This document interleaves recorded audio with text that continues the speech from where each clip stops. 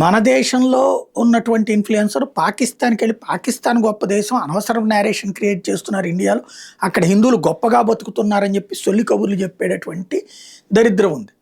ఒరిజినల్గా అక్కడ కనీసం ఉద్యోగాల్లో మన వాళ్ళని చేర్చుకొని కూడా చేర్చుకోరు, ఓన్లీ చప్రాసి ఉద్యోగాల్లో తప్పించి పై ఉద్యోగాలు మన వాళ్ళకి రాను కూడా రావు, హిందువులకి ఎవరికి కూడా రావు, బౌద్ధులు జైనులు సిక్కులు ఎవరికి రావు. ఆ దేశంలో ముస్లింలకి మాత్రం అవకాశం. మన దేశంలో ముస్లింలకి ఇక్కడ రాష్ట్రపతులు అవ్వచ్చు, అధ్యక్షులు అవ్వచ్చు. అక్కడ పాకిస్తాన్ చరిత్రలో ఎప్పుడన్నా ఓ హిందువు అక్కడ రాష్ట్రపతి అయిన చరిత్ర ఉందా 77 ఏళ్లలో?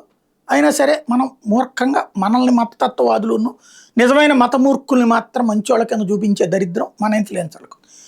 ఇదే పాకిస్తాన్ వాళ్ళు అయితే ఇండియా గురించి ఎప్పుడూ నెగిటివ్ ఇన్ఫ్లుయెన్స్ చేస్తూ ఉంటారు. ఈవెన్ చైనాకి పోయి చైనా గురించి కూడా గొప్పగా చెప్తుంటారు. కానీ ఇప్పుడు పాపం అట్లాంటి ఒక ఇన్ఫ్లుయెన్సర్కి చైనాకి వెళ్ళిన తర్వాత కొన్ని నిజాలు బయటకు వచ్చినాయి. ఏంటయ్యా అంటే అక్కడ మసీదుల్ని పెద్ద పెద్ద ప్యాడ్లాక్స్తో మూసేశారట. అలాగే అక్కడ ఉన్నటువంటి కొన్ని మసీదులు అయితే కేఫ్ల కింద, బార్ల కింద, నైట్ క్లబ్ల కింద కన్వర్ట్ అయిపోయినాయట, టూరిస్ట్ షాపుల కింద కన్వర్ట్ అయిపోయినాయట. చివరికి పబ్లిక్గా ముస్లింలు ప్రార్థన చేసుకోవడానికి కూడా అవకాశం లేదు, కేవలం ఇళ్లలో మాత్రమే ప్రార్థన చేసుకునేటటువంటి అవకాశం ఉంది. అక్కడ ఇస్లాంకి అన్యాయం జరుగుతుందని ఇప్పుడు చెప్పుకొచ్చినటువంటి వీడియో వైరల్ అవుతుంది.